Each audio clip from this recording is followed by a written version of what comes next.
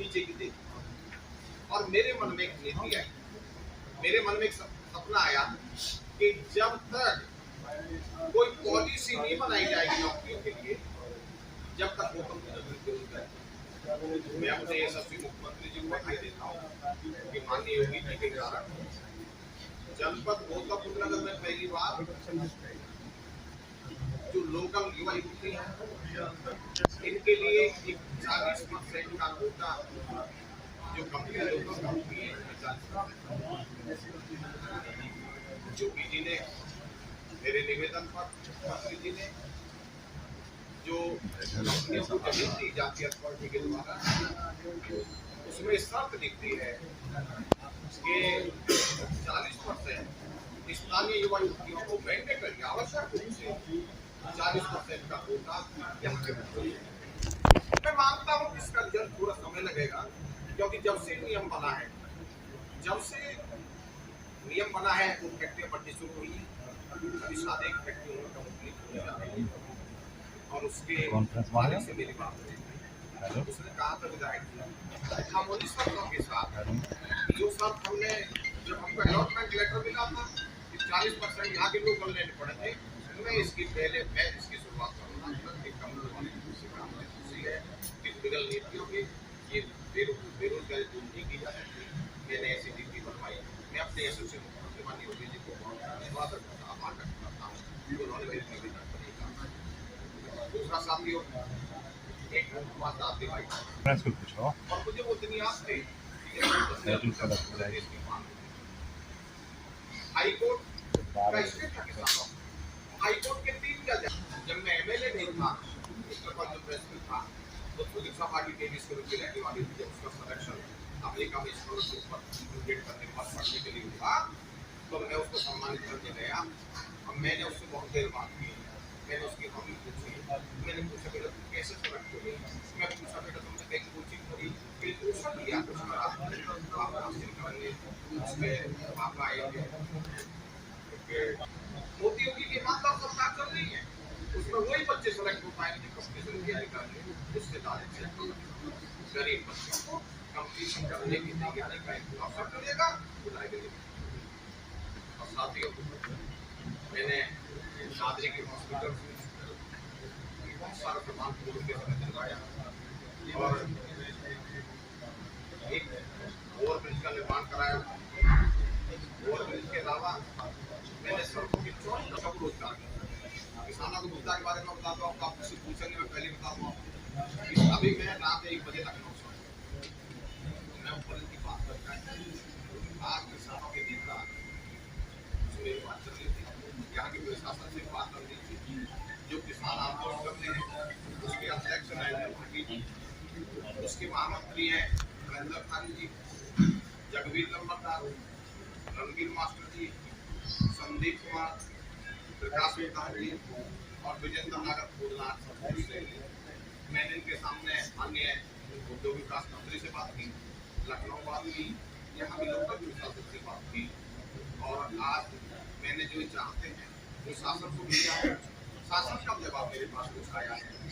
अब वो किसान 2 बजे के बाद जेल में, क्योंकि आज जेल में किसान आज अपनी तारीख है, वो कोर्ट में आए हुए 2 बजे के बाद जेल में चले जाएंगे और मुझे उम्मीद है वार्ता चल रही है। विधायक जी, इसकी नौबत ही क्यों आती है कि किसान को इतने लंबे समय धरने में बैठना पड़े, जबकि ये जो लीज बैक वगैरह जो मामले हैं शासन उसको ओके कर चुका है, प्राधिकरण नहीं कर रहा है। तो जो अधिकारी जो प्राधिकरण में बैठे हैं वो शासन की बातों को भी नहीं मानते हैं। तो क्या कहा जाए? आप कह रहे हैं कि सरकार ईमानदार है, बहुत काम हो रहा है, ये सब हो रहा है, और 50 दिन से किसान बैठते हैं, ये फिर कहाँ काम हो रहा है? देखिए,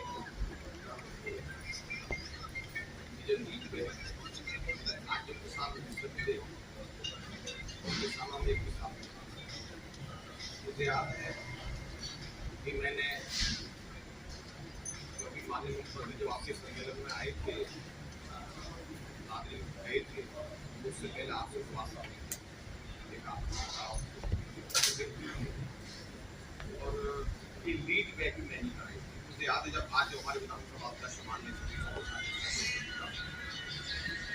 लखनऊ से आ रहा था तो माननीय सतीश माना जी को मेरे पास बनाए, कहाँ विधायक जी मंत्रा के पास आपको जा रहा हूँ,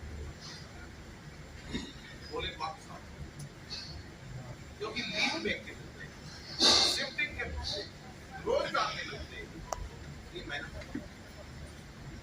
और प्लॉट लगने के मुद्दे।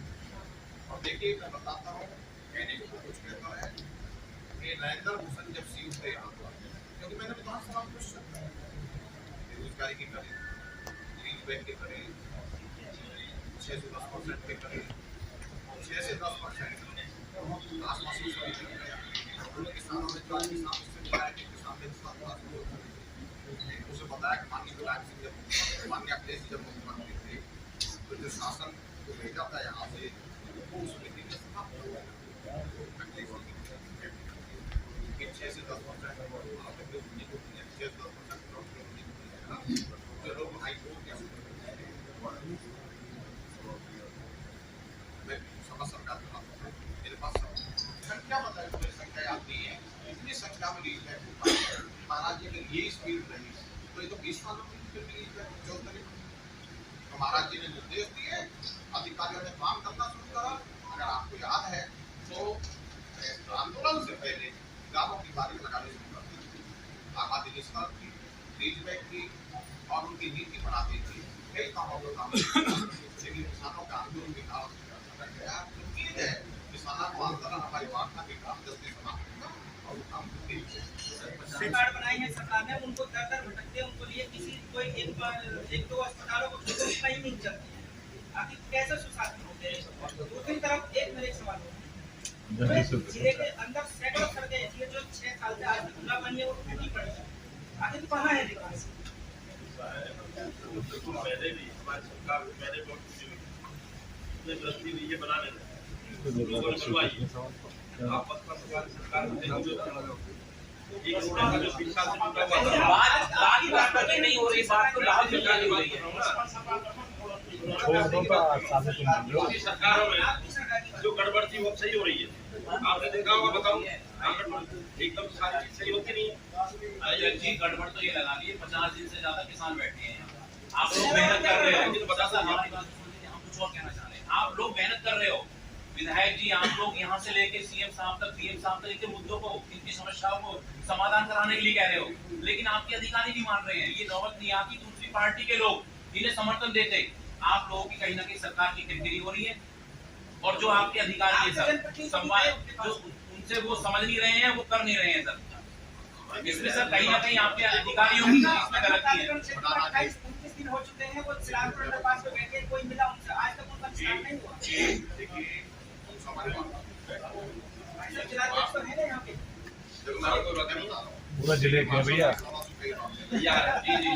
यशस्वी प्रधानमंत्री माननीय मोदी जी ने कार्यकाल के 9 वर्ष पूरे हो गए। 9 वर्ष पूरे होने पर आज हमारी पार्टी ने सात विधानसभा में एक प्रेस कॉन्फ्रेंस की। उसमें माननीय हमारे जिले के जिलाध्यक्ष, माननीय सांसद प्रतिनिधि, पार्टी के अन्य महामंत्री, मंडलाध्यक्ष, पदाधिकारीगण सब मौजूद हैं और आप आए, मैं आपका स्वागत करता हूँ, अभिनंदन करता हूँ। और मैं आपको बताना चाहता हूँ, 9 वर्ष पूरे होने के बाद जो मोदी जी ने ऐतिहासिक कार्य पूरे देश में किए हैं, देश की एक पहचान बनाई है। देश का जो विकसित देश है, जैसे अमेरिका है, चीन है, आपने देखा ऐसी नीति बनाई कि चीन की हिम्मत नहीं हुई, उसकी जैसे चीन ने अपनी सेना बॉर्डर पर इकट्ठी कर दी थी और रोज धमकी बंदर वाली घुर के देता था कि हमला करेंगे, और लगता था हमला कब हो जाए। लेकिन आपने देखा मोदी की नीति के कारण उस शक्तिशाली चीन को वापस जाना पड़ा, वो हमला नहीं करा। मोदी जी ने बहुत ऐतिहासिक कार्य कराए हैं। मोदी जी ने ऐसे कार्य कराए हैं जिनके बारे में लोग सोचते भी नहीं थे कि कार्य हो जाएंगे। जैसे 35 से 370 हटाई मोदी जी ने, और लोग ने सपना देखना भूल गए थे कि ये हो भी सकता है, खत्म भी हो सकता है। और बहुत दिन से इसके प्रति आंदोलन चल रहा था, वो काम चुटकियों में मोदी जी ने समाप्त कर दिया। इसके अलावा आपने देखा अयोध्या में जो मंदिर का विवाद था, जो चल रहा था बहुत दिन से, बहुत सारे कार सेवक उसमें मारे गए थे, बहुत सारे का बलिदान हुआ उसमें, वो देखा मोदी जी ने कि कोर्ट के द्वारा, न्यायालय के द्वारा उसको कितनी जल्दी स्वीकार करा। उसमें खास बात ये थी दोनों समुदाय के लोगों ने, हिंदुओं ने भी और मुसलमानों ने भी उसको माना और मुसलमानों ने स्वीकारा और मस्जिद के लिए दूसरी जगह दी और वो एक सर्वमान्य निर्णय हुआ। ये सब मोदी जी के नेतृत्व में हुआ है। मोदी जी के बारे में कहावत है कि मोदी जी जो नामुमकिन काम है उसको मुमकिन कर देते हैं। ये मोदी जी ने बहुत सारे काम करके, आप देख रहे हैं एक्सप्रेस वे कितने बन रहे हैं, आप देख रहे हैं एशिया का सबसे बड़ा एयरपोर्ट हमारे यहाँ बन रहा है, फिल्म सिटी बन रही है, आप देख रहे हैं DMIC DFCC वहाँ बन रही है, आप देख रहे हैं डाटा सेंटर यहाँ बना।